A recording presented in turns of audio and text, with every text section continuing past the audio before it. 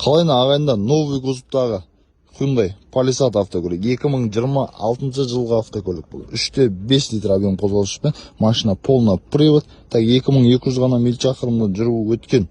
Енді қараңыздар, 2026 бұған первишка 1000 ғана теңге төлейсіздер, 3 жылдыққа кіретін автокөлік. Осы вариантты көрсеңіздер болады. 177 лот номерде түскен 5 ключевой доступ. Қараңыздар, енді ішінің дизайны енді бөлек енді. Капитанский сиденье, 3-ші рядта сиденьялар бар, люк қарастырылған. Қараңыздар, артқы орындықта климат контроль. Так, полный кожа салонында, аппақ кожа салонында екен, плавающий сиденье, барлығы жұмыс жасап тұр, электрический жұмысы жоқ. Полный электропакетте, электронный ручник, мультирульмен, автомат коробка, пуш-стартпен. Қараңыздар, осындай подстаканниктермен шықты.